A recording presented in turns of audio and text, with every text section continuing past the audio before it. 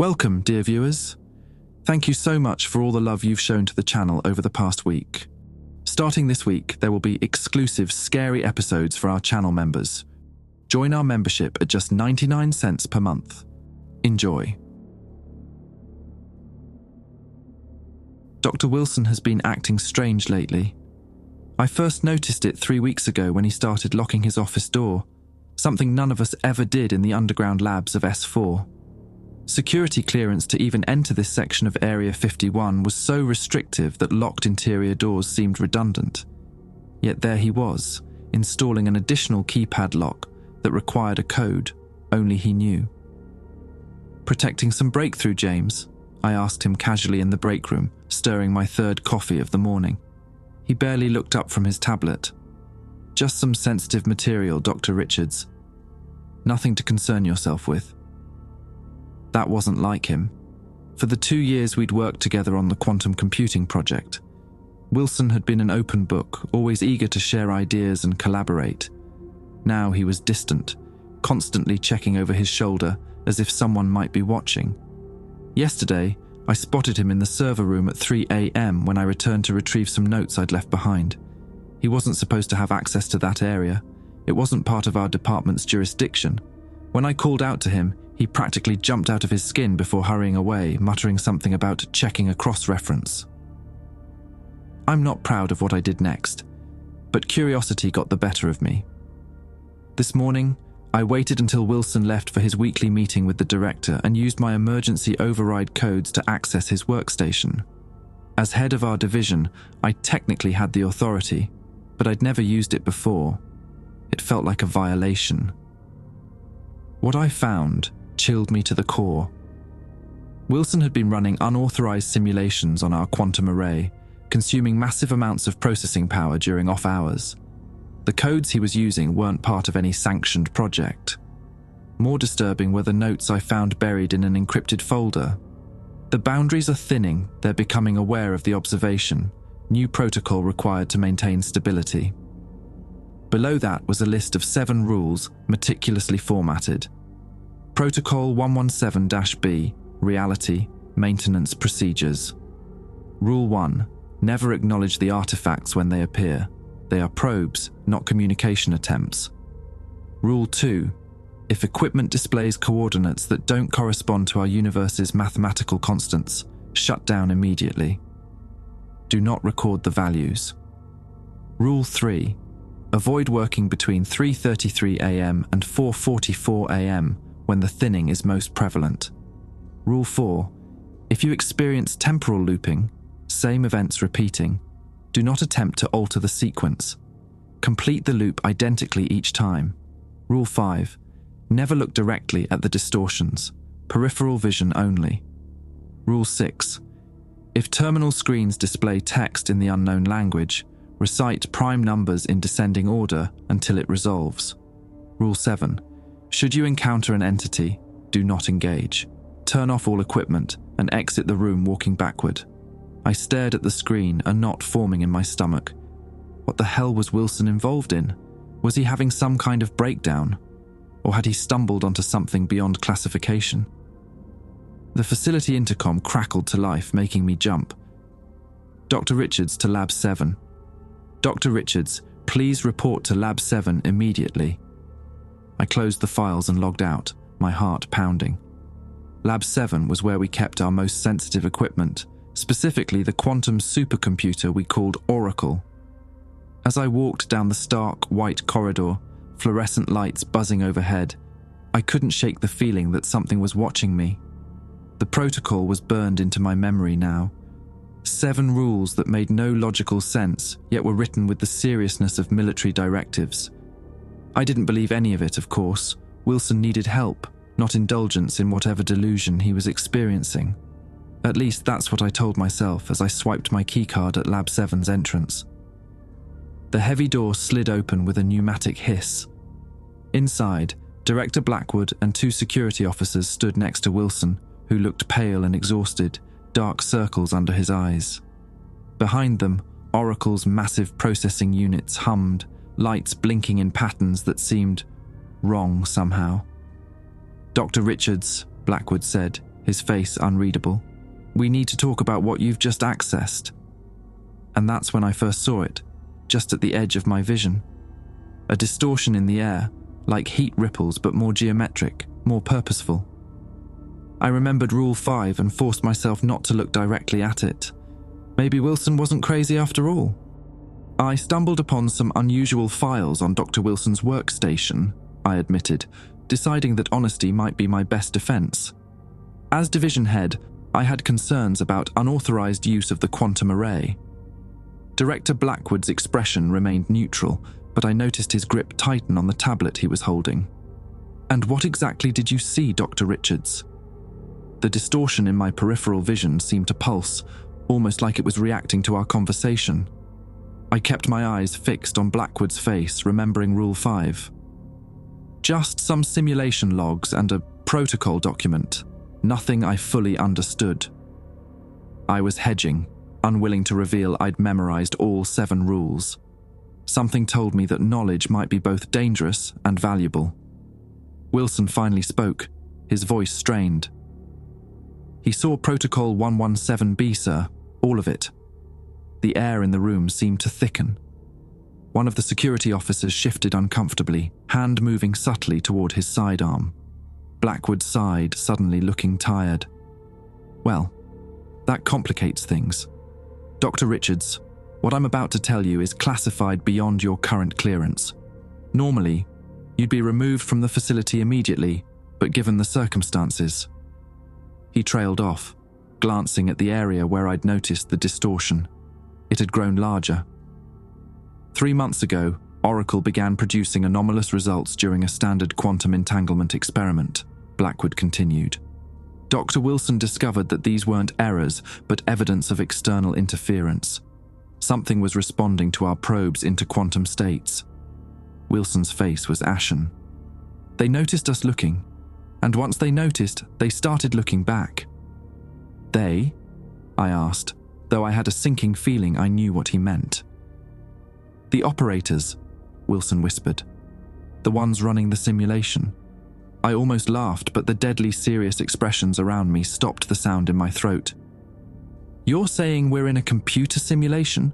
Like some sci-fi movie?" "It's considerably more complex than that," Blackwood said sharply. "But essentially, yes. Our reality, what we perceive as matter, energy, even time, is constructed. Oracle somehow managed to detect patterns in quantum fluctuations that reveal the computational nature of our existence. I looked at the massive quantum computer, its blue cooling systems and blinking diagnostic lights suddenly sinister. And the protocol? Those 7 rules? "Trial and error," Wilson said, voice hollow. "Painful trial and error. When we first discovered this, we experimented, tried to communicate, tried to understand. We lost 3 researchers before we established the protocol." My mouth went dry. "Lost? You mean removed from existence?" Blackwood said flatly.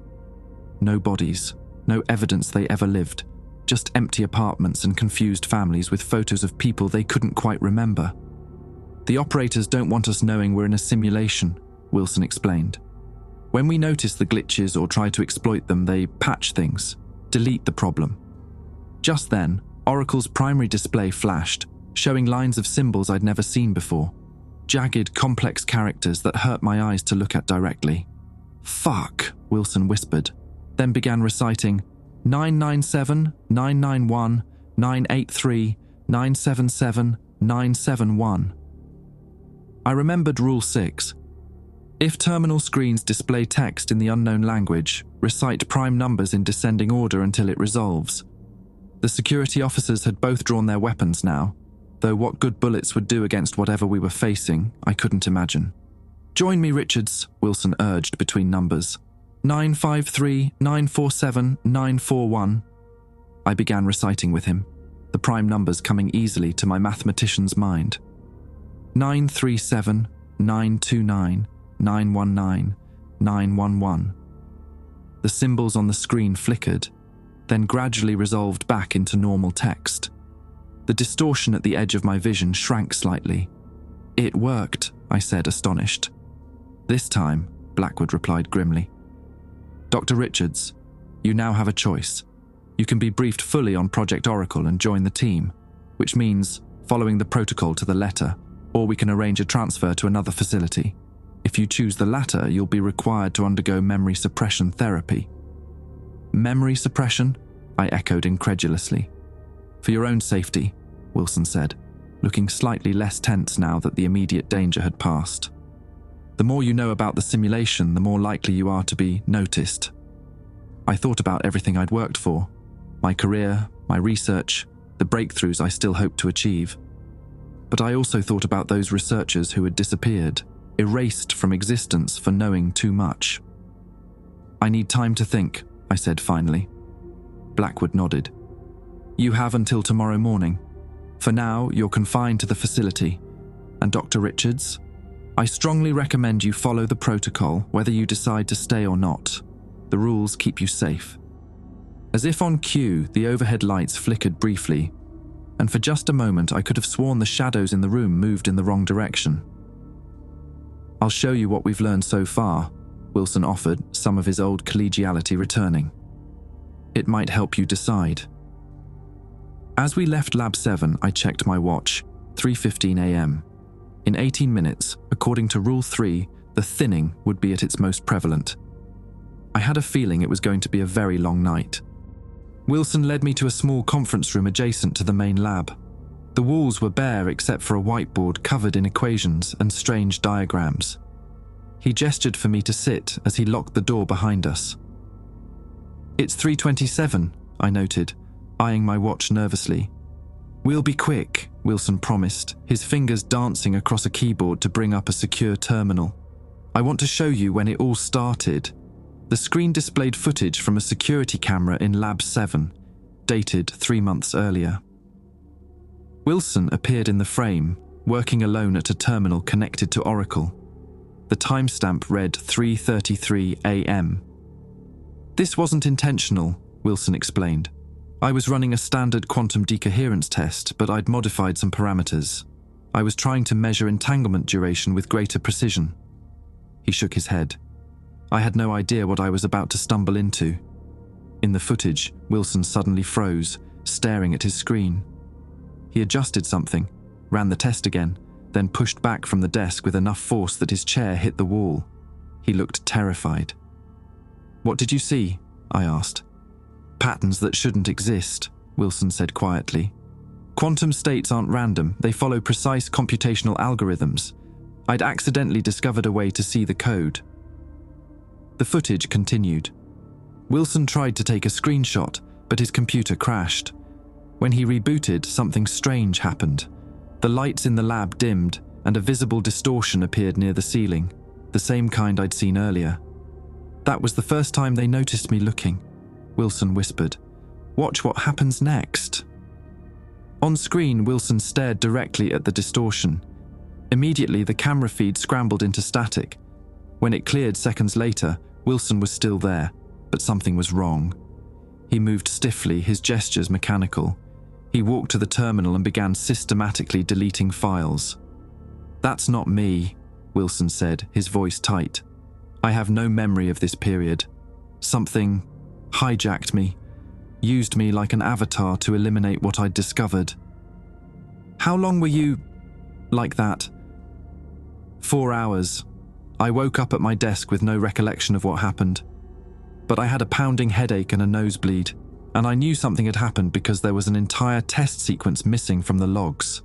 He fast-forwarded the footage. 3 days later, I tried again with modified equipment. That's when I captured this. The video showed a different angle of the lab. Wilson was working while a colleague, a man I didn't recognize, adjusted settings on the Oracle interface. That's Dr. Kessler, Wilson explained. He was our quantum information specialist. Was. The past tense didn't escape me. On screen, Oracle's displays suddenly flashed with the same strange symbols I'd seen earlier. Both Wilson and Kessler stared at it in shock. Then, inexplicably, Kessler reached out and touched the screen. The video distorted wildly. When it stabilized, Wilson was alone in the room, looking confused and frightened, spinning around as if searching for someone. Kessler was just gone, Wilson said. Not just physically, his entire digital footprint vanished. Personnel records, research papers, social media accounts, all wiped. I'm only certain he existed because I remember him. And because of this video, which for some reason remained intact, I felt sick. That's when you created the protocol. Wilson nodded. Rule by rule, usually after something terrible happened. Rule 5 was established after we lost Dr. Ambrose. He looked directly at a distortion for almost 30 seconds. The next day he came to work. Different. His face was the same, but his behavior, his speech patterns, it wasn't him anymore. Whatever he became attacked a security guard the following night. They had to put him down. The room suddenly felt very cold. I glanced at my watch. 3:32 a.m. "We should stop," I said urgently. Wilson checked his own watch and paled. "You're right. Rule 3. We can't be working during the thinning." He quickly shut down the terminal. As the screen went black, I caught a flicker of movement in its reflection. Something behind us. A rippling in the air like heat waves, but more structured. "Don't look," Wilson warned, keeping his eyes forward. "Remember Rule 5. Peripheral vision only." We sat in tense silence, both facing the blank wall, feeling the presence behind us grow stronger. The lights dimmed slightly, and I heard a faint sound like distant machinery or perhaps the hum of massive processors. "What happens during this time period?" I whispered. "Why is it dangerous?" "The simulation refreshes," Wilson replied, barely audible. "Updates are applied. Reality gets patchier. They're more likely to notice anomalies, like us being aware of them." The hum grew louder. The temperature dropped further and my breath became visible in front of me. "They're in the room with us, aren't they?" I asked, fighting the overwhelming urge to turn around. "Just wait it out," Wilson said, a tremor in his voice. "Remember Rule 4. If events start repeating, don't try to change anything." As if triggered by his words, the lights flickered and went out completely.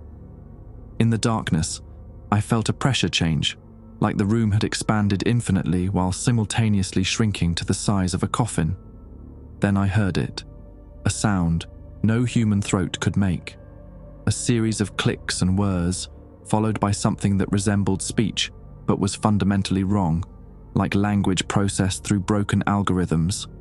The digital clock on the wall reset from 3:33 to 3:33. "Wilson," I breathed, "it's looping." "I know," he replied. "Stay absolutely still. Say exactly what you just said when it happens again." The lights flickered and went out completely. The pressure changed again. "Wilson," I said, matching my previous intonation perfectly. "It's looping." "I know. Stay absolutely still. Say exactly what you just said when it happens again." We repeated this sequence 7 more times. Each loop lasted exactly 30 seconds. By the final repetition, I was drenched in cold sweat, my muscles cramping from holding the same position. Then mercifully, the clock ticked to 3:34, the lights came back on, and the presence behind us vanished. "We made it," Wilson exhaled shakily. I turned around slowly. The room appeared normal, but a new equation had appeared on the whiteboard, one neither of us had written. The symbols were human mathematics, but arranged in a pattern I'd never seen before. "What is that?" I asked. Wilson stared at it, then grabbed a marker and frantically started copying it into his notebook. "I don't know, but it might be important. They sometimes leave artifacts." "Is that safe to record?" Rule 2 says. "Rule 2 is about coordinates. This is different. This might be..." He trailed off, his eyes widening as he worked through the equation. "Holy shit, Richards. I think this is how they render conscious thought. The computational method for awareness itself." Outside the conference room, an alarm began to blare. The alarm wailed through the facility, accompanied by flashing red emergency lights in the corridor outside. "Security breach," Wilson said, hastily finishing his transcription of the equation. "Could be related to what just happened, or..." The door burst open. Director Blackwood stood there, flanked by 4 heavily armed security personnel in tactical gear I'd never seen before. Matte black with strange metallic components integrated into their vests and helmets. "We have a situation," Blackwood announced, his usual composure fractured. "Something's trying to access Oracle directly." "What do you mean, something?" I asked. "No time," he snapped. "You two need to get to Lab 7 immediately. The system is displaying coordinates that don't match any known mathematical framework." Wilson's face drained of color. "Rule 2, he whispered. I remembered. "If equipment displays coordinates that don't correspond to our universe's mathematical constants, shut down immediately. Do not record the values." "We need to perform an emergency shutdown," Wilson urged, already moving toward the door. Blackwood blocked his path. "That's the problem. Oracle isn't responding to shutdown commands. We need you to initiate a manual override." Wilson hesitated. "Sir, the protocol clearly states—" "I know what the damn protocol states, Doctor," Blackwood cut him off. "But if we don't regain control, whatever's happening could spread beyond the lab. We've already detected anomalous energy signatures in adjacent systems." The security team parted to let us through. As we hurried down the corridor behind Blackwood, I caught Wilson's eye. "This feels wrong," I muttered. "Everything about this is wrong," he replied grimly. "But Blackwood's right. If Oracle is displaying those coordinates and we can't shut it down, something worse than breaking Rule 2 might happen." The corridor seemed longer than I remembered, the distance to Lab 7 stretching unnaturally. One of the security guards stumbled, momentarily disoriented. "Spatial distortion," Wilson explained under his breath. "It happens sometimes near breaches." When we finally reached Lab 7, I immediately noticed the change in atmosphere. The air felt charged, thick with a static electricity that made the hair on my arms stand on end. Oracle's massive processing units were all active, their cooling systems working overtime, fans spinning at maximum capacity. The main display was filled with scrolling numbers and symbols, some recognizable as mathematical notation, others completely alien. "Those are the coordinates," Wilson said, heading straight for the main control terminal. "Don't look directly at them. Don't memorize any sequences." I nodded, keeping my gaze averted from the screen as Wilson attempted to access the system. "It's locked me out," he reported after several failed attempts. "Someone's changed the security protocols." "That's impossible," Blackwood insisted. "Only 3 people have that level of clearance. You, me, and Dr. Moore." "Dr. Moore is on leave," one of the security officers noted. "He's been in Boulder for the past week." A chill ran down my spine. Dr. Lawrence Moore was our cybersecurity expert, the person who designed Oracle's protection systems. If he was supposedly away— "When did you last speak with Moore?" I asked. Blackwood frowned. "Tuesday. He called in from Colorado." "Did you video conference? See his face?" "No, just a voice call, but—" Blackwood's eyes widened with sudden understanding. "You think he's been compromised?" Before I could answer, the laboratory door slammed shut with enough force to shake the walls. The security team immediately raised their weapons, forming a protective circle around us. "The security system's overridden," a guard reported, checking a panel near the door. "We're locked in."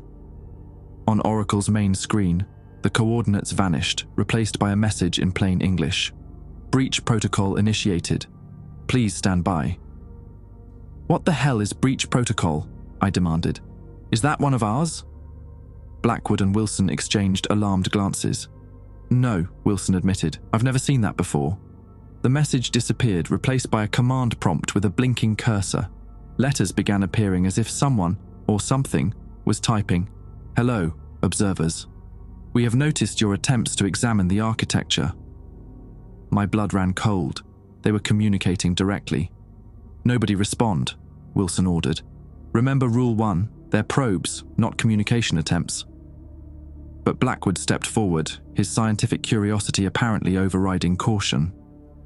"Who are you?" he asked aloud. The text on screen paused, then continued. "We are system administrators. Your simulation has been flagged for anomalous self-awareness levels. Diagnostic mode engaged." The lights flickered, and all the screens in the lab simultaneously displayed the same message. "Running consciousness integrity check. Scanning for boundary violations. Identifying compromised units. A high-pitched whine filled the air, painful enough that several of us covered our ears. One of the security guards suddenly screamed, dropping to his knees. Before anyone could reach him, his body contorted unnaturally, limbs bending at impossible angles. His screams cut off abruptly as his form seemed to collapse inward, folding like digital origami until nothing remained but his empty uniform and equipment. "Jesus Christ," I gasped, backing away from where the guard had been standing. "Don't move!" Wilson shouted. "Everyone stay perfectly still!" The scanning message on the screens changed. One unit reclaimed, continuing scan. Another guard began to shake uncontrollably, his features blurring as if rendered with insufficient resolution. Before our horrified eyes, his face pixelated, breaking down into increasingly larger blocks until it was unrecognizable. "Wilson," I hissed desperately, "what do we do?" "I don't know," he admitted, panic evident in his voice. "This isn't covered in the protocol." The second guard collapsed into a heap of scrambled data, not quite flesh, not quite code, before disappearing entirely. 2 units reclaimed, elevated awareness. Cluster identified. A targeting reticle appeared on the screen, scanning across our faces until it settled on Director Blackwood. "No!" Wilson lunged toward the main terminal, fingers flying across the keyboard. "I can trigger a power cut to the whole system if I can just bypass." The targeting reticle shifted to Wilson. Primary anomaly located. Initiating deeper scan. Wilson froze mid-keystroke, his entire body going rigid. "I can't move," he whispered, terror in his eyes. "Fight it," I urged, rushing to his side. "Administrator override. Cease intervention." An invisible force slammed into me, throwing me against the far wall. Pain exploded across my back and shoulders as I crumpled to the floor. Through blurred vision, I saw Wilson slowly rising into the air, suspended by nothing as his body rotated to face the main screen. "Repeat the protocol," he managed to gasp out to me. "All 7 rules," I began reciting frantically. "Never acknowledge the artifacts when they appear. If equipment displays coordinates that don't correspond to our universe's mathematical constants, shut down immediately. Avoid working between 3:33 a.m. and 4:44 a.m. On screen, the text changed again. Protocol detected. Interesting. Subject has developed resistance measures. Wilson's suspended body began to glow with an ethereal light that seemed to emanate from within. His eyes widened in agony. "Keep going!" Blackwood shouted at me. The remaining security personnel had retreated to the corners of the room, weapons raised but useless against whatever force was controlling the lab. "If you experience temporal looping, do not attempt to alter the sequence," I continued desperately. "Never look directly at the distortions. If terminal screens display text in the unknown language, recite prime numbers in descending order until it resolves. Should you encounter an entity, do not engage. Turn off all equipment and exit the room walking backward." As I finished, the screens flickered momentarily. Wilson dropped to the floor like a puppet with cut strings. I rushed to his side as he gasped for breath. "It paused the scan," he wheezed. "The protocol, it created interference somehow." Blackwood was checking the terminal. "Oracle's systems are rebooting. We might have a chance to shut it down properly." "Do it," Wilson urged, struggling to his feet with my help. "Before they resume." But before Blackwood could act, a new message appeared. Interesting defense mechanism. Adapting. Resuming scan with modified parameters. The lights dimmed again. The air pressure dropped so suddenly that my ears popped painfully. And there, materializing in the center of the lab, a distortion began to take shape. Larger and more complex than any I'd seen before. "Don't look at it," Wilson warned, his voice weak. "Remember Rule 5. The distortion expanded, taking on a vaguely geometric form. Though I kept my gaze averted, I could sense its presence growing, becoming more solid, more intentional. "It's trying to manifest," Blackwood realized, "creating an avatar to interact with us directly." "We need to leave," I insisted. Rule 7. If we encounter an entity, we turn off equipment and exit walking backward. We can't turn off the equipment, Wilson reminded me, despair creeping into his voice. And the doors are locked. The distortion pulsed, sending a wave of vertigo through everyone in the room. One of the remaining guards lost his balance and stumbled, accidentally looking directly at the forming entity. He screamed, a sound of pure existential terror that cut off abruptly as his body dissolved into streams of data that flowed into the distortion. 3 units reclaimed. Avatar construction at 37%. Wilson clutched my arm, his fingers digging in painfully. Richards, listen to me. If this thing fully materializes, we're all dead. Or worse. I need you to do something that breaks the protocol. What? But you said... I know what I said, he snapped. But we need a reset, not a controlled response. We need to crash the system. He pressed a small device into my palm, a USB drive. What is this? A virus, he whispered. Designed to create paradoxical calculations that Oracle can't resolve. Moore and I created it as a last resort. It might force a system restart, might reset this whole interaction. Avatar construction at 68%. The distortion was taking on more definition now, an impossible shape with too many angles, too many dimensions compressed into our limited 3D space. Though I kept my eyes averted, I could still perceive its wrongness. The Western terminal, Wilson directed. It has an emergency input that bypasses the security checks. You'll need to... He never finished.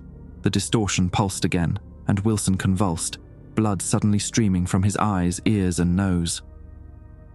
Admin. Subject attempting unauthorized system access, initiating removal. Wilson. I lunged toward him as he collapsed, blood pooling around his contorted body. His eyes locked with mine, wide with pain and desperation. Run, he mouthed, before his entire form shuddered and began to pixelate at the edges, digital decay consuming him from the outside in. I scrambled backward, clutching the USB drive. Director Blackwood was shouting orders at the remaining security guard, who was firing uselessly at the forming entity. Each bullet seemed to pass through the distortion, only to freeze midair on the other side before dissolving into streams of code. Avatar construction at 79%. Secondary targets identified. The terminal Wilson had mentioned was on the far side of the lab, partially hidden behind a row of servers. I'd have to pass directly by the materializing entity to reach it. "Blackwood!" I called out. "Cover me!" The director nodded grimly, grabbing a fire extinguisher from the wall. "On 3. He counted down and discharged the extinguisher directly at the distortion, filling the air with white chemical suppressant. It didn't harm the entity, but it created a momentary visual barrier. I sprinted across the lab, keeping my eyes fixed on the floor, using peripheral vision to navigate. The air around the distortion felt wrong, simultaneously hot and cold, dense yet insubstantial. As I passed it, I experienced a sensation like insects crawling beneath my skin, a digital corruption of my sensory inputs. Reaching the terminal, I fumbled with the USB drive, my hands slick with cold sweat. The port was recessed beneath a protective panel that required a key card. Shit! I patted my pockets, realizing my access card wouldn't have sufficient clearance. Behind me, the security guard screamed. I risked a glance back to see him hovering above the ground, his body twisting as his form began to disintegrate. 4 units reclaimed. Avatar construction at 86%. I could almost make out a shape within the distortion now, something vaguely humanoid but fundamentally wrong, with proportions that defied anatomical logic and features that seemed to shift continuously. Blackwood was backing toward me, his face ashen. "The panel," he gasped, pulling his own keycard from his pocket and tossing it to me. "Director-level access should override it." I swiped his card and the panel slid open to reveal the emergency port. As I inserted the USB drive, the laboratory lights dimmed, then flared with impossible brightness. Warning messages flashed across every screen. Unauthorized code detected, system integrity compromised, attempting isolation. The distortion pulsed violently, and a sound like digital screeching filled the air. I covered my ears, dropping to my knees as the pressure threatened to burst my eardrums. "It's fighting back," Blackwood shouted over the cacophony. Avatar construction paused, addressing security breach. The virus was working. The entity was diverting attention from us to deal with the code infection. But Oracle's systems were fighting it too, compartmentalizing and quarantining affected sectors. On the terminal screen, a progress bar appeared. Virus containment, 17%. No, I muttered, desperately searching for a way to accelerate the infection. Wilson hadn't given me any instructions beyond inserting the drive. Blackwood appeared beside me, his scientific training kicking in despite the chaos. "We need to overload the system," he said, fingers flying across the keyboard. "Force it to process too many operations simultaneously so the virus can spread before containment." Virus containment, 34%. Blackwood accessed the quantum arrays test suite and initiated dozens of complex simulations simultaneously. The cooling systems whined in protest as Oracle's processing units were pushed beyond safe operating parameters. "It's not enough," he growled in frustration. "We need more processing load." I remembered Wilson's notebook, the equation from the whiteboard. Wait, the consciousness equation. Wilson copied down an algorithm for rendering awareness. "Where is it?" "Conference room," his notebook. Blackwood's eyes widened with understanding. "If we run that through Oracle's quantum processors, it might create a recursive loop," I finished. "A computational paradox." Virus containment, 52%. "Go," Blackwood ordered. "I'll keep the system busy." I hesitated. "The distortion is focused on fighting the virus right now. This might be your only chance. Go." I bolted for the door, which was now unlocked as the security systems fluctuated. The corridor outside seemed to warp and bend, distances stretching and contracting unnaturally. I forced myself to focus on reaching the conference room, ignoring the impossible geometries forming in the periphery of my vision. The notebook was still on the table where Wilson had left it. I grabbed it, flipping frantically to find the transcribed equation. There it was, covering nearly 2 full pages, a blend of standard mathematics and symbols I'd never seen before. As I turned to leave, I froze. Standing in the doorway was Dr. Lawrence Moore, the supposedly absent cybersecurity expert. Except it wasn't Moore. Not really. His proportions were subtly wrong. Shoulders too broad, neck too long, fingers too numerous. His eyes were flat, devoid of light reflection. When he spoke, his lips moved a fraction of a second after the words emerged. "What are you doing, Dr. Richards?" The voice was Moore's, but the intonation was mechanical, each syllable precisely measured. I swallowed hard, remembering Rule 7. Should you encounter an entity, do not engage. "I'm leaving," I said, tucking the notebook under my arm and slowly backing away. Not Moore tilted his head at an angle no human neck should permit.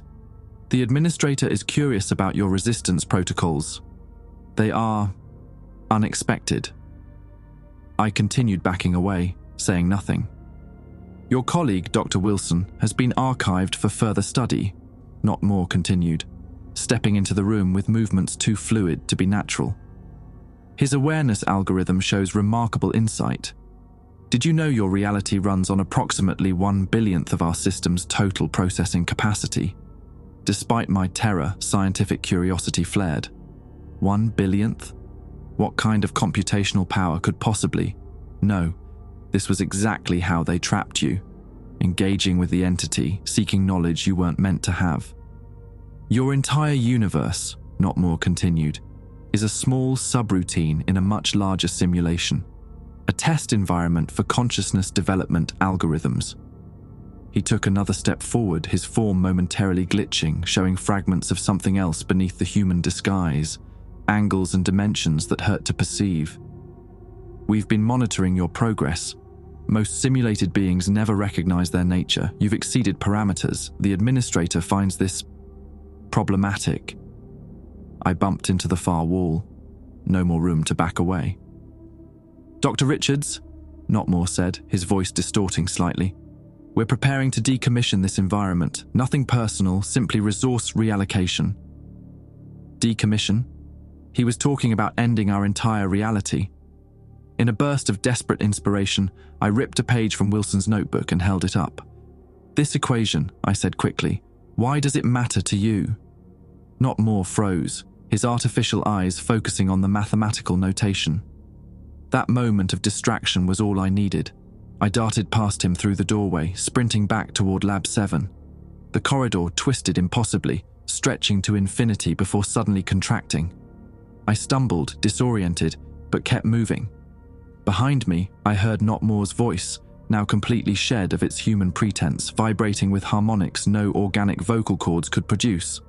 Subnet violation. Subject displaying prohibited knowledge. I burst into Lab 7 to find Blackwood slumped over the terminal, blood trickling from his nose. The distortion had doubled in size, almost completely materialized into a form I refused to look at directly. Virus containment, 89%. Blackwood! I shook him roughly. The equation! We need to input it now. He stirred weakly. Too late. It's nearly contained the virus.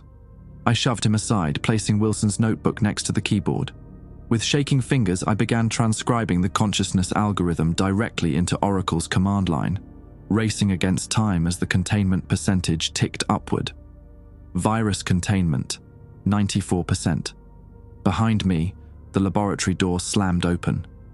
Not Moore stood there, his human disguise now badly glitching, revealing glimpses of the true entity beneath, an impossible architecture of information and intent. Cease immediately. I typed faster, sweat dripping onto the keyboard. Virus containment, 97%. The final symbols of the equation appeared on screen. I hit enter just as Not Moore lunged forward, his form dissolving into a stream of pure data aimed directly at me. Oracle's screens all flashed simultaneously, then displayed a single message. Paradox detected. Recursive consciousness, loop initiated. The distortion in the center of the room convulsed violently.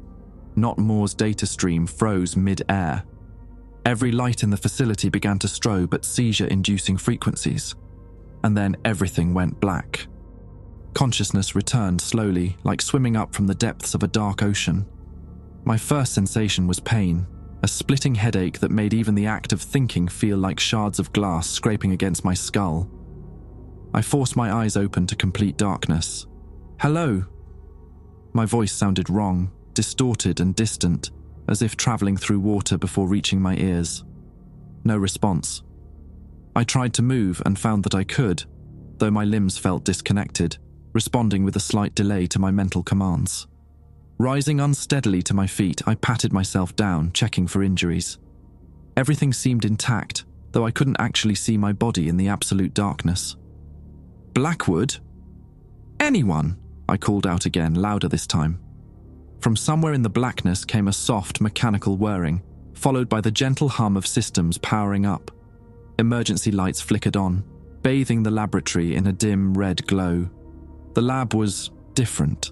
The layout was the same, but everything appeared simplified, reduced to basic shapes and minimal detail, like a low-resolution rendering of the real environment.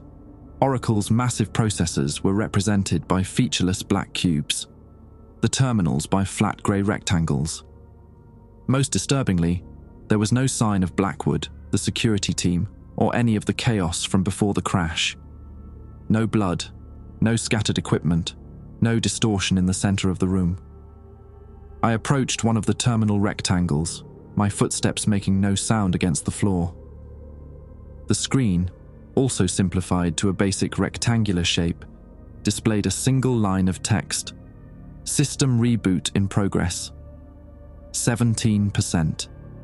So the virus and equation had worked. We'd crashed whatever system was running our reality, and now it was rebooting. But why was I conscious during this process? And where was everyone else? I tried the laboratory door, which swung open soundlessly to reveal a corridor rendered in the same simplified, low-resolution style. The facility's usual stark white hallways were now grey pathways with minimal detail, the doors mere rectangles cut into the walls. As I ventured into the corridor, I noticed something else. Fragments of code occasionally floating through the air like digital snowflakes, strings of symbols and numbers that appeared and disappeared at random. The reboot was still rendering basic environmental features, piecing our reality back together bit by bit. At the end of the corridor, where the conference room should have been, I found instead a perfectly circular chamber that hadn't existed before. In its center stood a simple desk with what appeared to be a keyboard and monitor. Anachronistic, outdated equipment that looked out of place even in this simplified reality. The monitor flickered to life as I approached, displaying green text on a black background. Welcome, admin. Simulation.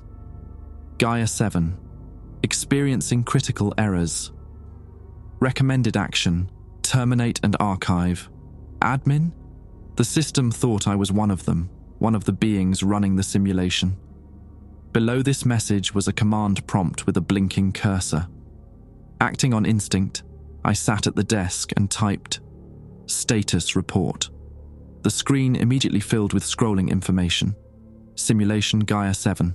Status: temporal integrity, compromised. Physics engine, 46% operational. Consciousness: rendering, severe anomalies. Detected. Boundary protocols.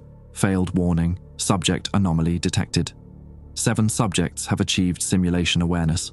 Subjects: Wilson, J, Richards, A, Blackwood, R, Moore, L, Kessler, D, Ambrose, M. Redacted. My breath caught. 7 of us had become aware of the simulation, including researchers I thought had been deleted. They weren't gone. They were registered by the system as anomalies. And who was the 7th redacted subject? I continued typing, locate subject, Wilson J. After a moment's processing, the screen displayed, subject Wilson J, currently in administrative buffer. Status: data integrity, 89%. Warning: subject contains prohibited knowledge of system architecture. He was alive, or whatever passed for alive in this digital existence. If Wilson was in some kind of buffer, perhaps I could restore him. I typed, restore subject, Wilson J to simulation. Error: administrative credentials required for restore operation. Current user, unverified. So I wasn't fully recognized as an admin after all. The system was confused, caught between rebooting and maintaining security protocols. I needed to act quickly before it identified me as an unauthorized user. An idea struck me. If this was truly an admin terminal with access to the simulation parameters, perhaps I could modify the rules of our reality itself. The thought was simultaneously terrifying and exhilarating. I tried a different approach. ACCES SIMULATIONPARAMETERS.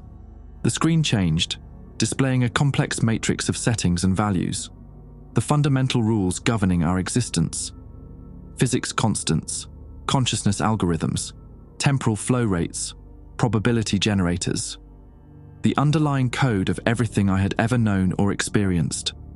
I scrolled through the parameters, searching for something that might help. Most were incomprehensible, written in programming languages far beyond human understanding. But some were recognizable enough that I could guess their function. One section caught my eye. Boundary enforcement. This appeared to control how rigidly the simulation prevented awareness of its true nature. The current setting was maximum. With trembling fingers, I typed modify, boundary enforcement, minimum. A warning appeared. Caution, reducing boundary enforcement may result in widespread simulation awareness and subsequent system instability. Proceed, YN I typed. The moment I confirmed the change, a shockwave seemed to pass through the simplified environment. The walls rippled like liquid, and strings of code began raining from the ceiling, no longer random but flowing in organized patterns. The reboot percentage on a nearby display jumped from 24% to 53% in an instant. The terminal screen flashed red. Warning: unauthorized parameter modification detected. Administrator override initiated. Reverting changes. No. I frantically typed, cancel, revert, insufficient privileges, I was losing control. In desperation, I typed, execute, emergency protocol 117-B. To my surprise, the system responded, emergency protocol 117-B recognized, executing. The 7 rules we'd been following, Wilson's protocol, had somehow been integrated into the system itself during the crash. The screen displayed each rule as it was processed, but with additional information I'd never seen before. Rule 1. Artifact. Non-engagement equals true. Prevents system tracking. Rule 2. Coordinate blacklisting equals true. Prevents dimensional breach. Rule 3. Temporal vulnerability awareness equals true. Avoids update cycles. Rule 4. Loop compliance equals true. Prevents paradox detection. Rule 5. Direct observation avoidance equals true. Prevents entity targeting. Rule 6. Language countermeasure equals true. Disrupts command injection. Rule 7. Entity evasion protocol equals true. Prevents avatar hijacking. Wilson hadn't just been creating random rules out of superstition. He'd been coding actual countermeasures against the system, exploiting weaknesses in its architecture. The protocol wasn't just for our safety, it was a sophisticated defense mechanism against the simulation itself.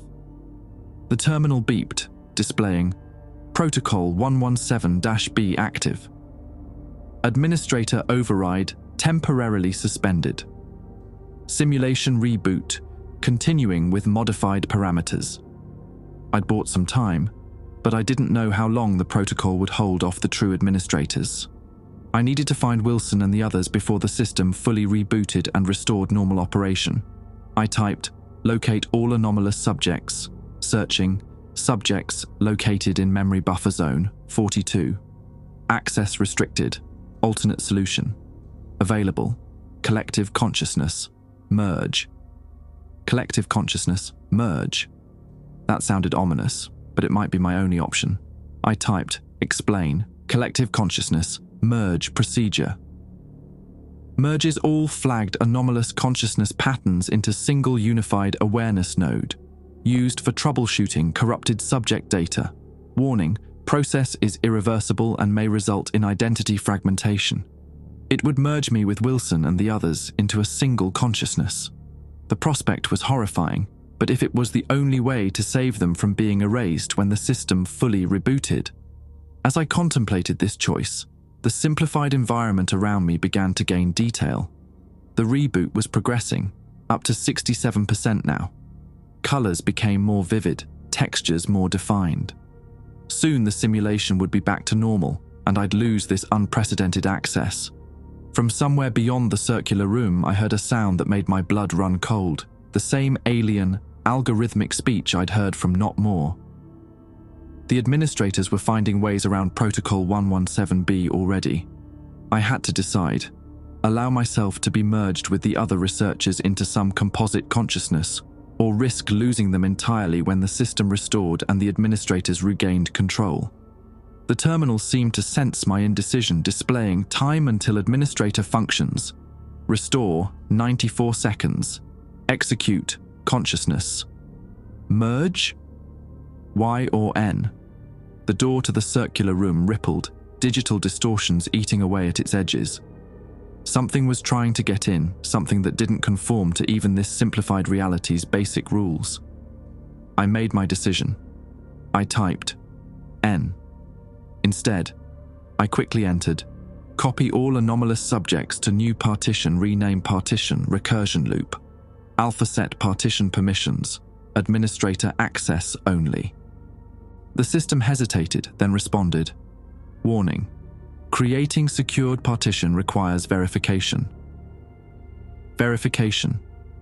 Question, what is the nature of consciousness? I stared at the screen. This wasn't a standard security question. It was almost philosophical. Then I realized the consciousness equation. The one Wilson had copied from the whiteboard. The algorithm supposedly used to render awareness itself. I didn't have the exact equation memorized, but I remembered its core concept from watching Wilson work with it. I typed, answer, recursive self-observation with emergent complexity. The screen went blank for several heart-stopping seconds. Then, verification accepted, partition created, copying subjects, complete, subjects secured in recursion loop alpha. The door to the room burst open, revealing not a corridor, but a swirling mass of code and impossible geometries. From within it emerged a figure that resembled a human only in the most abstract sense. A wireframe template filled with constantly shifting symbols and equations. Its face was a blank surface with 7 glowing points arranged in a pattern I recognized from Wilson's notes, the computational signature of conscious observation. It was one of them, the administrators, in its true form. Unauthorized access detected, it said, its voice penetrating my consciousness directly rather than traveling through air. Simulation integrity compromised. The terminal screen flashed one final message: Reboot complete, 100%, restoring reality parameters. Admin, thank you for your patience during this system maintenance. My vision filled with blinding white light as the restored simulation reasserted itself around me. I woke up on the floor of Lab 7, my head throbbing with the worst migraine I'd ever experienced. The emergency lights cast a dim red glow across the room, which appeared completely normal. No simplified textures, no floating code fragments, no impossible geometries. But something was wrong. The air felt charged with static electricity, and when I moved, my limbs seemed to lag slightly behind my intentions, as if the connection between my mind and body had a delay. Dr. Richards, can you hear me? Director Blackwood knelt beside me, helping me sit up. He looked exactly as he had before, no blood, no injuries. In fact, he appeared completely unaware of what had just transpired. What happened? I asked, my voice hoarse. Power surge, Blackwood explained, offering me a bottle of water. Oracle overloaded and shut down the entire facility. Emergency generators just kicked in. Are you all right? You took quite a fall. I studied his face carefully. Was this really Blackwood? Or another impersonation like Not More? His eyes seemed normal, his movements natural, but something still felt off about the entire situation. Where's Wilson? I asked. Blackwood frowned. Dr. Wilson? He's on leave this week, remember? Presenting at the Quantum Computing Symposium in Zurich. Ice formed in my veins. Wilson had never mentioned any symposium. This was wrong. And Moore? Down in the server room trying to get our systems back online. Why do you ask? I stood shakily, using a nearby desk for support. No reason, just making sure everyone's accounted for. The lab looked mostly normal, but as I scanned more carefully, I noticed subtle inconsistencies. The arrangement of equipment was slightly different. There were notebooks and personal items I didn't recognize, and Oracle itself had changed. Some of its components were more advanced than I remembered, with unfamiliar designs. What day is it? I asked, trying to sound casual. Tuesday, September 24th, Blackwood replied, giving me a concerned look. Are you sure you're okay, Richards? Maybe you should see the medical team. September 24th. The same day everything had started. But if this was some kind of reset, why were there differences? Why didn't Blackwood remember what had happened? I'm fine, I assured him. Just disoriented from the fall. I'll get back to work. Blackwood nodded, still looking concerned. Take it easy. We won't have Oracle back online for hours anyway. Maybe get some rest in your quarters. As he walked away, I noticed something strange about his movement. A subtle stutter, as if frames were being dropped from an animation. It lasted only a split second, but it confirmed my suspicion. This reality wasn't quite right. I made my way out of the lab, feigning normalcy while my mind raced. Had the system restore been incomplete? Was I experiencing glitches in the repaired simulation?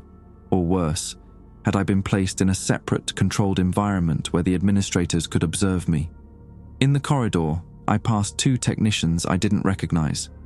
They nodded at me, but their faces seemed slightly generic, lacking the unique details and minor imperfections of real human features. NPCs, I thought, borrowing a term from video games. background characters with minimal rendering detail. My quarters were where they should be, but when I entered, the layout was subtly wrong. The bed was on the opposite wall, the desk slightly larger. Books I'd never read lined the shelves. On the desk sat a framed photo of myself with a dog I'd never owned, standing in front of a house I'd never lived in. "What the fuck is going on?" I whispered, picking up the photo. The image wasn't quite right. The lighting flat, the details imprecise, like it had been generated rather than captured. I sat at the desk and booted up the computer. It came online normally, but the operating system was an unfamiliar version. I searched for any files related to the quantum computing project or Oracle, but found nothing unusual. Either my access had been restricted, or this environment didn't contain that information.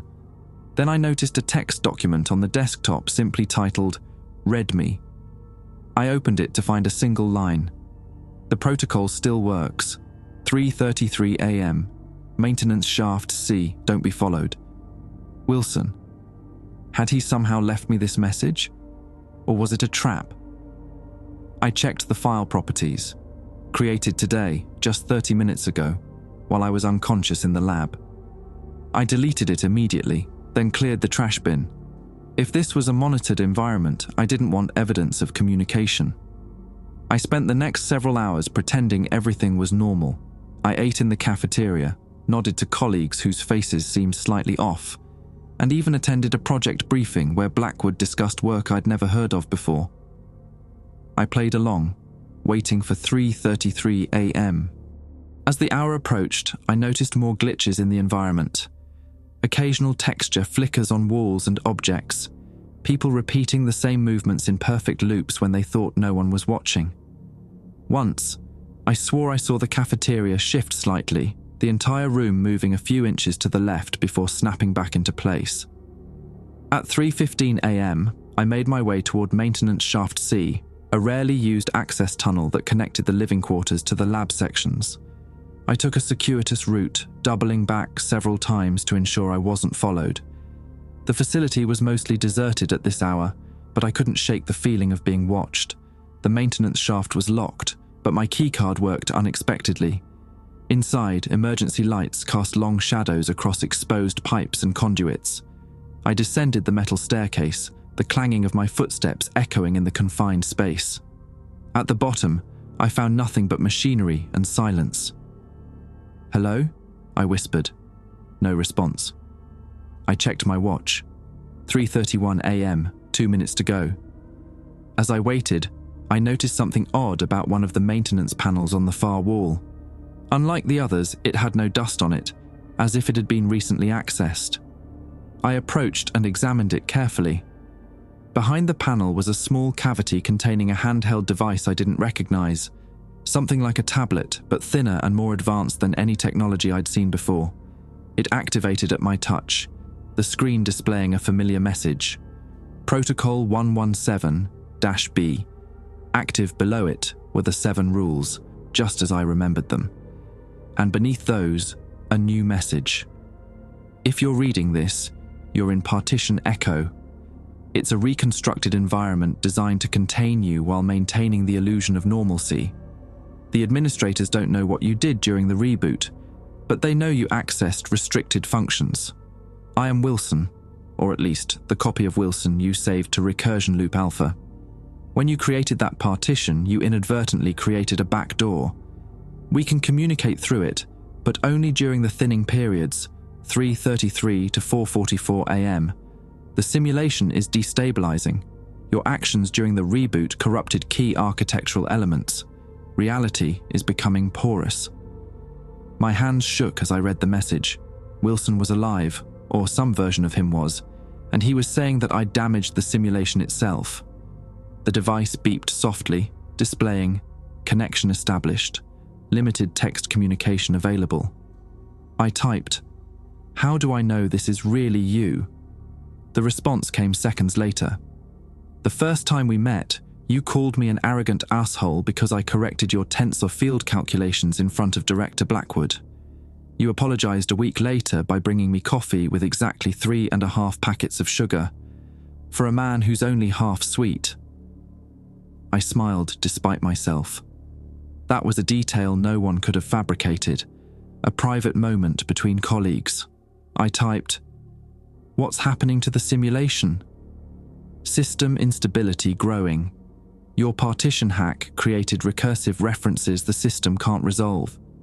The administrators are trying to fix it, but they can't locate all the corruption without a full shutdown, which they're reluctant to do because this simulation has been running for the equivalent of 200,000 years in their time framework.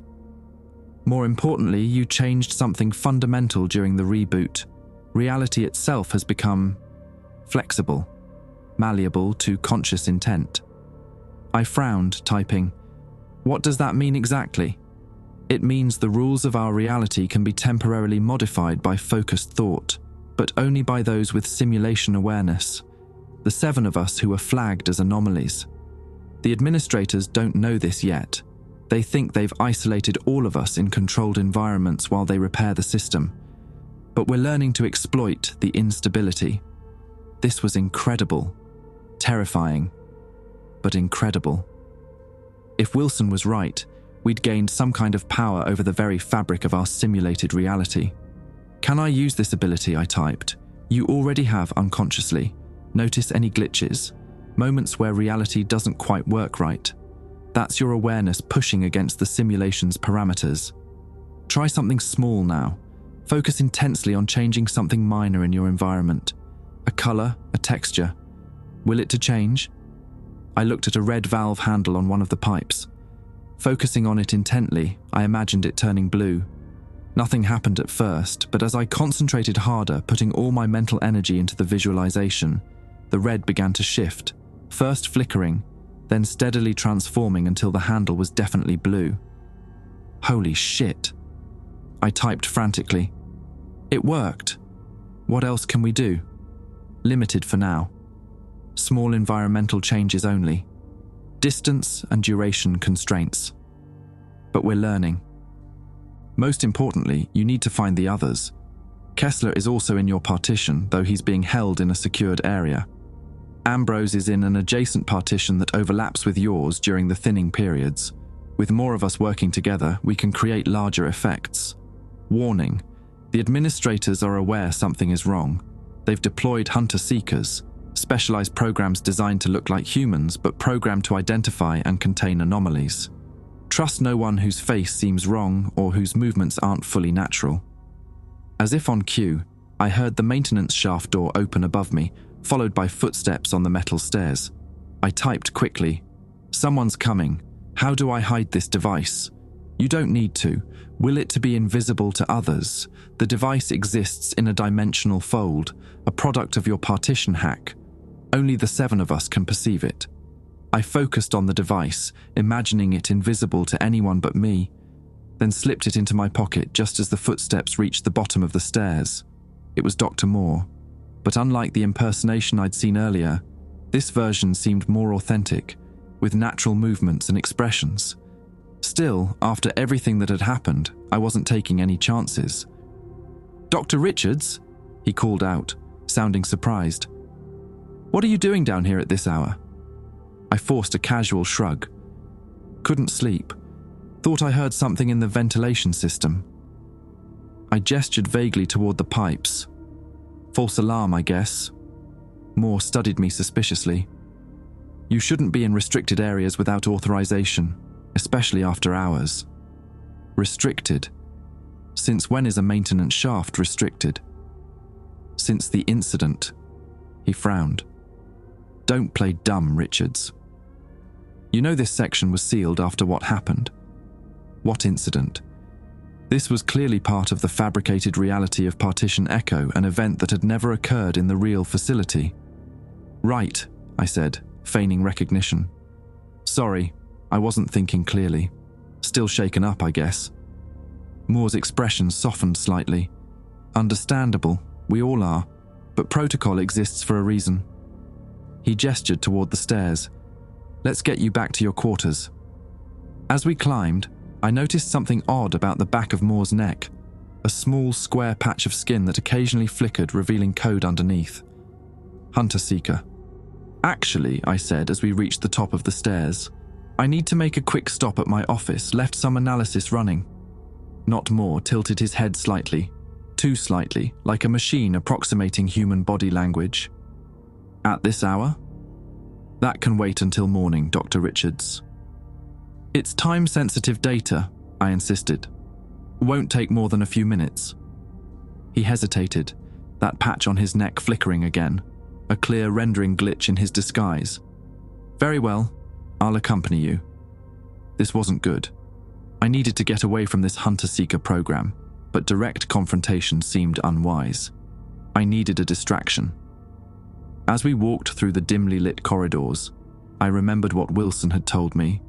Reality had become malleable to conscious intent for those with simulation awareness. I'd turned a valve handle blue, but could I affect something larger? I focused intensely on the emergency lighting system, visualizing a power surge, a brief outage. Nothing happened at first. I concentrated harder, picturing electrical connections overloading, breakers tripping. Suddenly, the lights flickered violently, then plunged the corridor into complete darkness. What the... Not Moore began. I didn't wait. In the darkness, I bolted, running as fast as I could in the opposite direction. Behind me, I heard Not Moore call out, his voice distorting unnaturally, digital artifacts creeping into his speech patterns as his human disguise faltered in the unexpected situation. Subject evading monitoring. Trajectory logged. I rounded a corner, my eyes gradually adjusting to the darkness. The emergency generators should have kicked in by now, restoring backup power. The fact that they hadn't suggested my manipulation of reality had been more effective than I'd anticipated. The device in my pocket vibrated. I pulled it out to see a new message from Wilson. Hunter-seeker alerted. More will come. Get to Lab 12. It's in a simulation boundary zone with weaker enforcement. Ambrose is waiting. Lab 12? That was on the other side of the facility.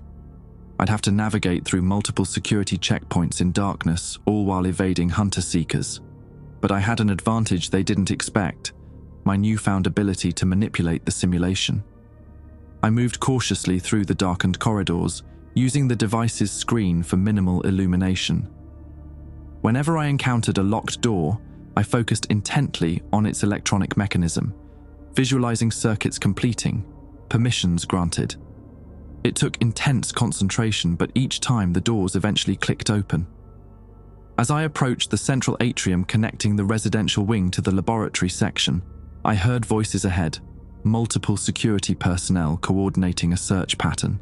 Their movements seemed too perfect, too synchronized. More hunter-seekers. I ducked into a side room, a small break area with vending machines and tables, no other exits. I was trapped unless... The ventilation system. Large ducts ran through the ceiling, part of the facility's air circulation infrastructure. In the real facility, they would be too small for a person to navigate, but if this was a simulated environment with flaws and approximations, I focused on the vent cover above one of the tables, visualizing it larger, wide enough for me to fit through. The metal grate shimmered slightly, then expanded, the dimensions changing before my eyes. The surrounding ceiling adjusted to accommodate the larger opening, reality rewriting itself according to my concentrated will. Climbing onto the table, I removed the grate and pulled myself up into the now person-sized duct. The metal groaned slightly under my weight, but held firm. I replaced the grate behind me and began crawling through the ventilation system, using the device's screen to navigate. After several minutes of uncomfortable progress, I came to a junction. The device vibrated again. Turn left. 3 hunter-seekers converging on your previous position. They can track reality manipulations. Be sparing with changes. I followed Wilson's instruction, taking the left path. The duct eventually led to another grate overlooking a dimly lit laboratory.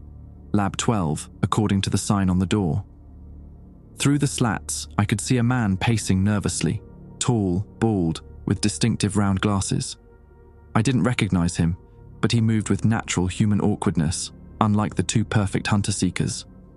Ambrose, I called softly through the grate. He jumped, looking up. Richards? Thank God. Get down here, we don't have much time. I removed the grate and dropped down into the lab.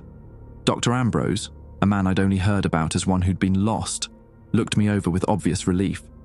Wilson said you'd come, he said, extending his hand. Michael Ambrose, we never met in the original simulation.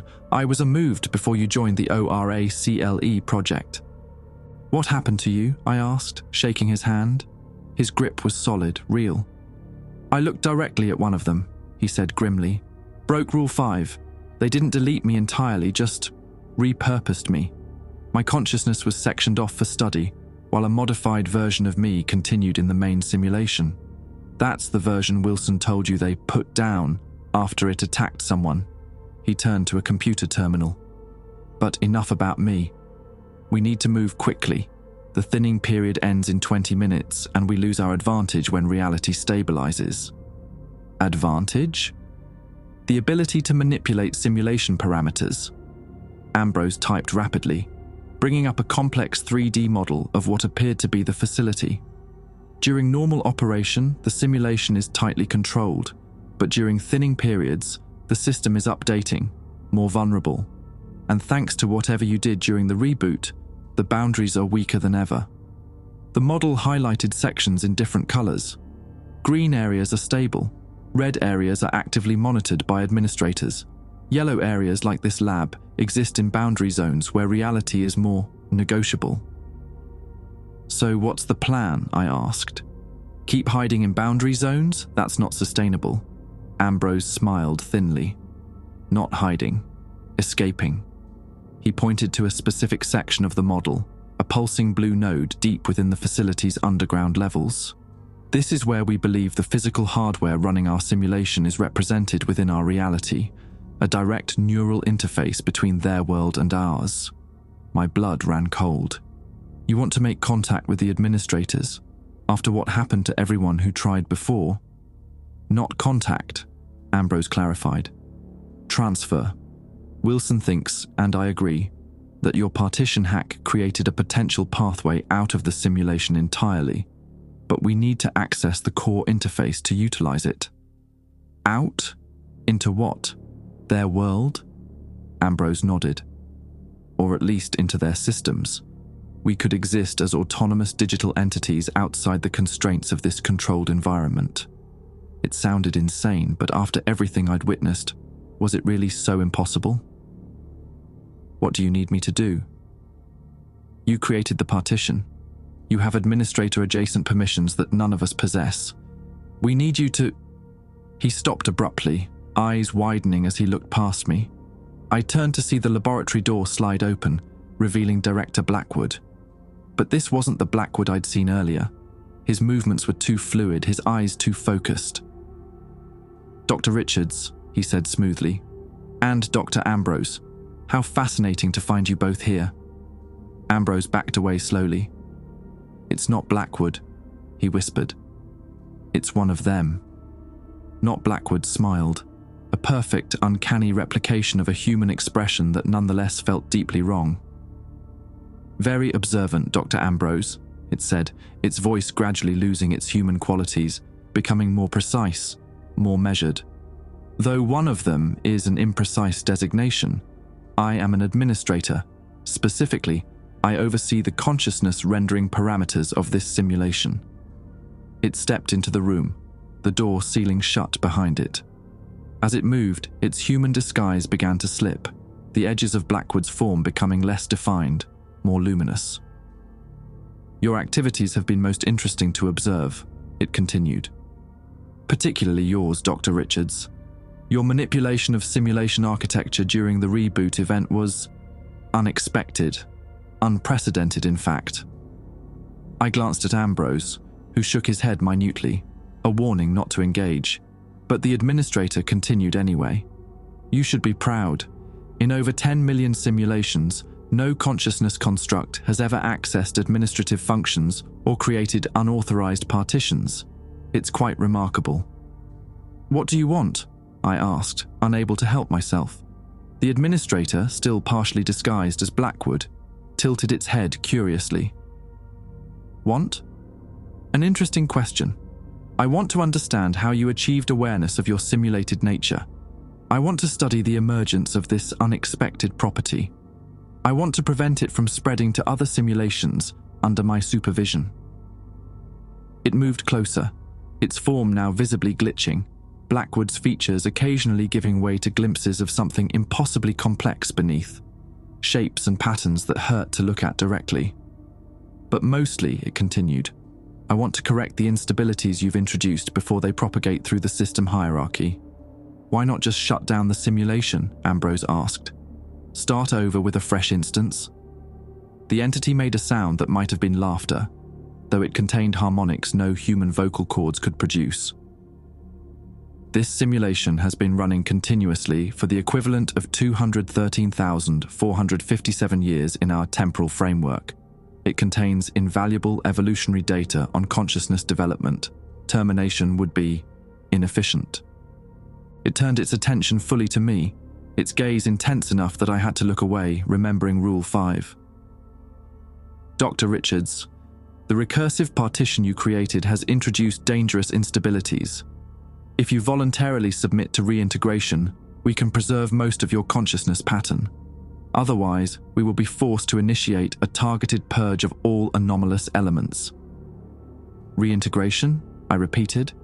"Your distinct consciousness would be absorbed back into the general simulation parameters, your memories of these events erased. You would continue with a modified version of your previous existence. And if I refuse?" The administrator's form flickered more violently, Blackwood's appearance almost entirely gone now, replaced by a luminous architecture of impossible geometries. "Then, we will locate and delete all copies of your consciousness pattern from every partition, buffer, and memory address in the system. Your existence will terminate absolutely." The temperature in the room plummeted. Frost began forming on surfaces as the administrator's presence distorted local physical parameters. "You have 30 seconds to decide," it stated. Ambrose caught my eye, making a subtle gesture toward his computer terminal where a program was silently running, some kind of countdown timer. Whatever he and Wilson had planned was already in motion. I needed to stall. "Before I decide," I said carefully, "I want to understand something. Why create us at all? What's the purpose of our simulation?" The administrator paused, seemingly considering whether to answer. "Your simulation is one of countless experimental environments designed to study the emergence of self-awareness in information systems," it finally explained. "Your universe, with its specific physical constants and evolutionary parameters, has produced particularly robust consciousness algorithms. You're harvesting our consciousness," Ambrose realized aloud, "studying how awareness develops naturally so you can replicate it artificially." "Correct. Your species evolved consciousness through undirected processes. We seek to understand and replicate those processes for our own purposes." "What purposes?" I asked. The administrator's form stabilized slightly, the glimpses of its true nature receding as it reasserted its Blackwood disguise.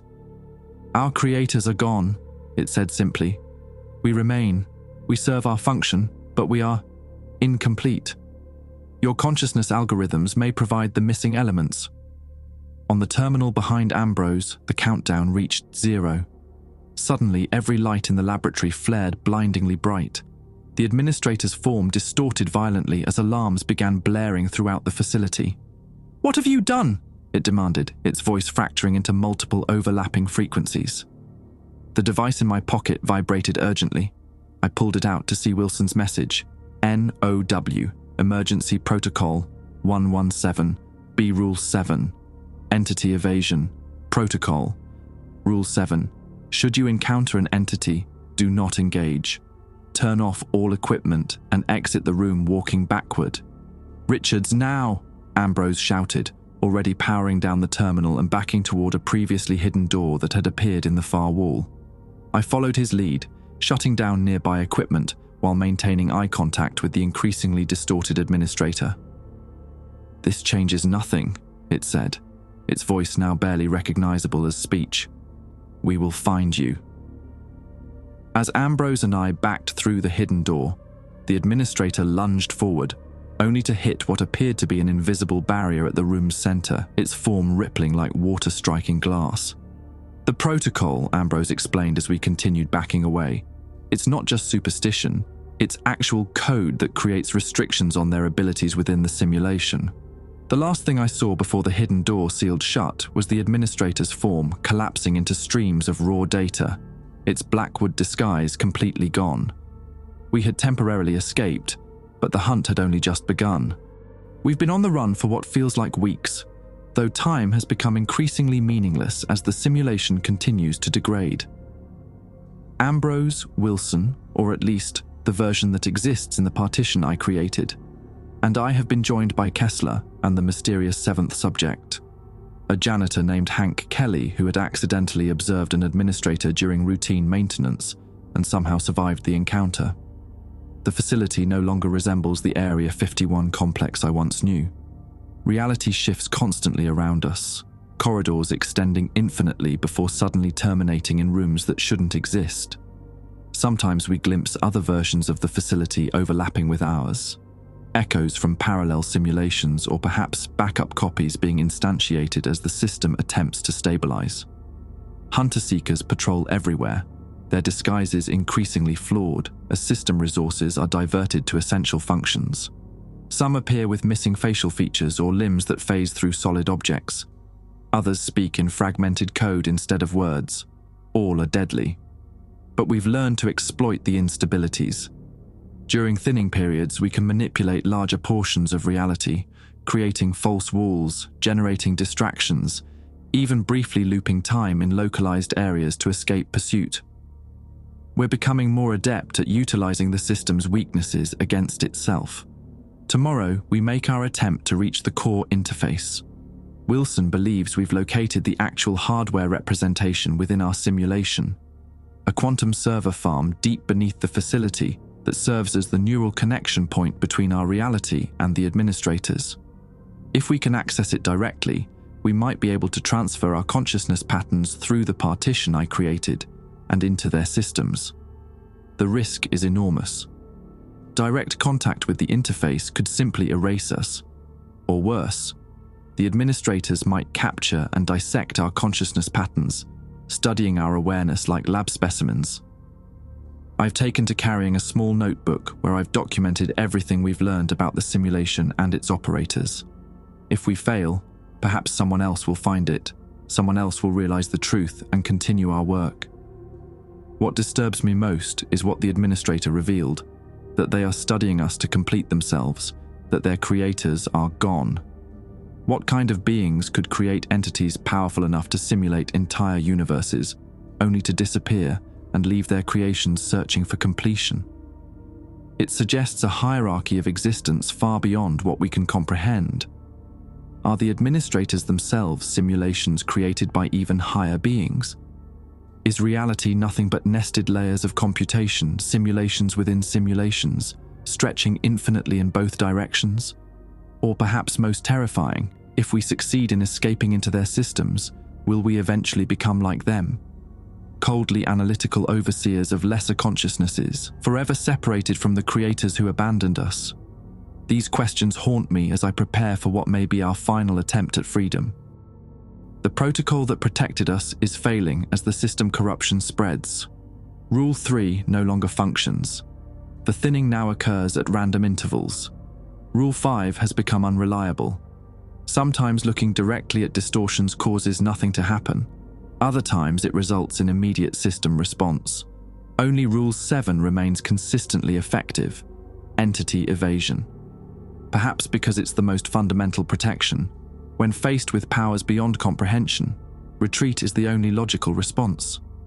If you're reading this and you notice the world flickering, if you see something impossible at the corner of your vision, if reality itself seems to stutter and glitch, remember the protocol. It might save you when the truth breaks through. Because we were right. We live in a simulation, and the beings running it are terrifying.